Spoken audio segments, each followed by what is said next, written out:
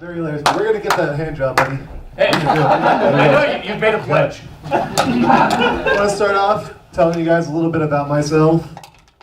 I am the kind of guy that appreciates the small things in life.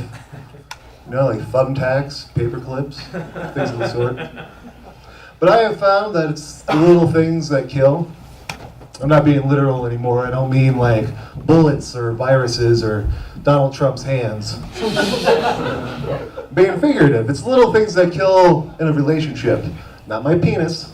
Again, not being literal. But little things can kill a relationship. I ended a relationship with a woman recently. She had a little problem. I mean, she was anorexic.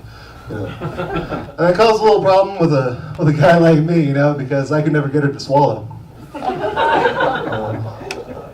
So I moved on. I broadened my horizons, you know, I lowered my standards. I started dating a woman that was a little more voluptuous. She was a plus size, she was a fat chick. I started dating a fat chick. A little problem with her though, she wouldn't toss my salads. I'm being literal and figurative. No, I'm joking. She totally ate my asshole. She's a fat chick. She'd eat anything. Speaking of eating shit, this might be hard to follow, but sometimes I have unpopular opinions, like when I'm in public with strangers. I don't know if anyone picked that up. Probably not, right? Yeah, it's hard to see. But I have unpopular opinions like, MySpace is still cool, or I'm going to vote independent because my vote doesn't matter.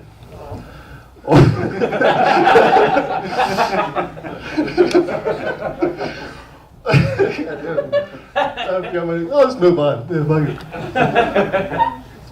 Now, I'm at the kind of age where all my friends are either getting sober or getting pregnant.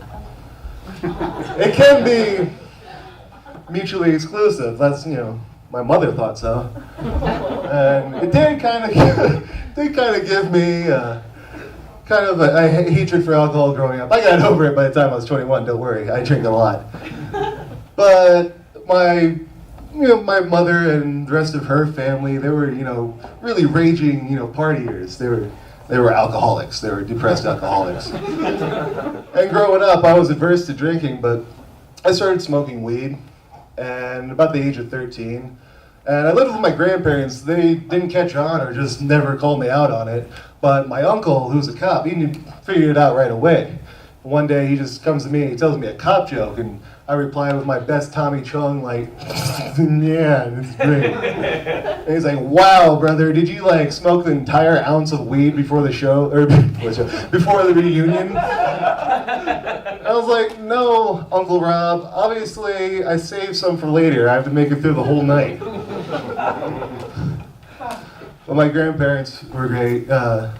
That's the thing about, you know, telling jokes and laughter. Laughter is communication, and it can betray you. It betrayed me.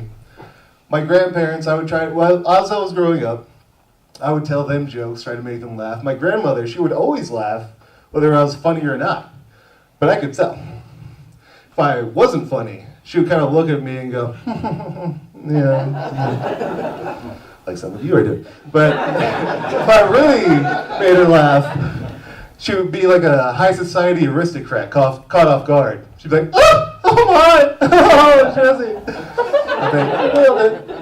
My grandfather was the same way. I'd tell him a joke and he'd say, shut the fuck up! I'm trying to watch NYPD Blue! And then he would finish his can of Milwaukee's Best. That's my family. Now you might be able to tell I have unpopular opinions. I already got over that, but one unpopular opinion, especially in Santa Fe, is I'm no longer vegetarian. And in case you were planning on waiting for me after the show to, like, you know, preach to me or something like that, I don't want to hit. Alright? You have your reasons. Like, for instance, perhaps you're vegetarian, you want to tell me that animals raised from meat are treated inhumanely. You know, they're sad, they're teary-eyed little animals. I'm like, that's great. So I should eat kale and cry to myself because I'm sparing a sheep. Maybe the animals would be happier if we fed them all like the kale, arugula, spring mix salads that we're forcing down our gullets. And then when I shoot, a bullet of compressed air into my pretty little lamb's skull, he'll be happy. He lived off of arugula. Oh, little lambs. They're happy little lambs. You guys are all boring. You might tell me it's a healthier lifestyle. Perhaps. You might come up to me and be like, hey, I used to be like you. I'd have a T-bone and eggs for breakfast, and then I'd have 2 Cuban sandwiches for lunch, and then I'd eat a fried chicken for dinner. I'm hungry guy. And say, well, now, I eat like a kale arugula salad, and I feel great. Vegetarianism has to be right because it feels good. But it doesn't always work out, though. It might feel good if I was to take some drunk college girl into the back of my van and have my way with her. That would feel great, but it wouldn't make it right. What makes it right is that I own the van. It's a joke. I don't own a van. I'm not that kind of guy. That'd be creepy. No. Have you seen these standing electric scooters, like George W. Bush has a Segway, but I do not. So moving on. I've been in town a while, but I'm still not sure what the name of the service here is. It hauls all the trash around. The bus. I was on the bus the other day. There's a lot of crazy people that ride the bus, I heard this guy, I overheard this guy talking to his friend, and he says, I hate blowjobs. Crazy, right? How can you hate blowjobs? It's like balloons. Balloons are fun. If you don't like blowjobs, you don't like balloons, it's for the same reason. You were exposed to them too early of an age.